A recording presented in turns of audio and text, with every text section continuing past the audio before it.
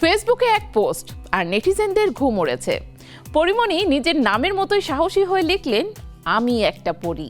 বয়স, রূপ নিয়ে ট্রল। তিনি বলেন, নিজের জীবন উপভোগ করো, অন্যের ক্ষোভে সময় নষ্ট করো না।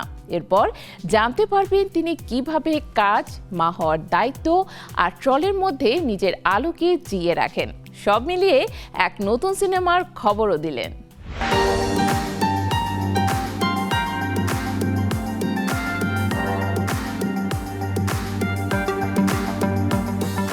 একটা পোস্ট, কিন্তু প্রতিক্রিয়া যেন ঝড়ের মতো।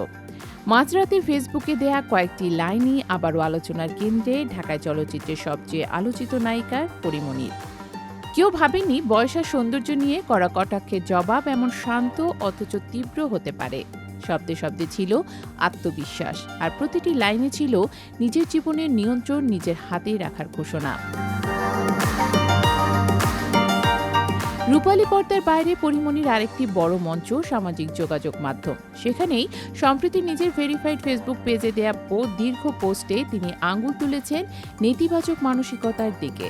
অন্যের বয়স বা রূপ নিয়ে মন্তব্য না করে নিজের জীবনের সৌন্দর্য খুঁজে নিতে আহ্বান জানান তিনি। তার ভাষায়, জীবন বড় বা ছোট নয়, জীবন অনিশ্চিত, তাই সেটাকে উপভোগ করতে জানতে হয়। এই কথাগুলো যেন কেবল ট্রলের জবাব নয়, বরং এক ধরনের জীবনবোধ। সমালোচকদের মানসিকতাকে কুৎসিত আখ্যা দিয়ে পরিমণি লেখেন, সেই কুৎসিত মন দিয়ে তার জীবনের আলো দেখা সম্ভব নয়, বরং তিনি নিজেই নিজের আলোয় নিজেকে দেখতে জানেন। পোস্টের শেষ লাইনে তিনি লেখেন, আমি একটা পরী। ছোট্ট এই বাক্যেই যেন লুকিয়ে আছে তার পরিচয়, প্রতিবাদ আর আত্মঘোষণা।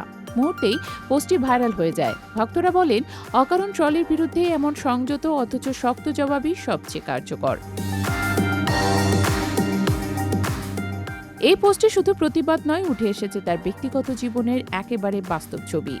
9 দিনের বিদেশ সফর শেষে দেশে ফিরে সিনেমার প্রেস মিট, তারপর ঘরে ফিরে সন্তানের যত্ন। গাউন বদলানোর সুযোগ নেই, এরপর বাচ্চাদের খাওয়ানো, ঘুম পাড়ানো শেষ করে নিজের জন্য রান্না করা।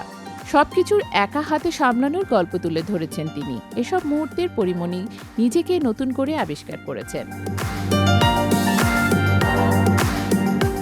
অবাক করার বিষয়, এত দায়িত্বের মাঝেও ক্লান্তির কোনো অভিযোগ নেই তার কণ্ঠে, বরং কৃতজ্ঞতা। আমার তো অনেক কষ্ট হবার কথা, টায়ার্ড লাগার কথা, কই ওগুলো? এই প্রশ্নের মধ্যেই লুকিয়ে আছে তার মানসিক শক্তি। রান্না করতে গিয়ে কাঁচামরিচ না পেয়ে ভবিষ্যতে বাজার তালিকা বানানোর হাস্যরসের জায়গাও পেয়েছে তার লেখায়। ঘুম না আসার কারণটাও জানান তিনি। শীতের নতুন পোশাক কালেকশনের উত্তেজনায় রাত জেগে থাকা, এ যেন তার জীবনের আরেক উজ্জ্বল দিক।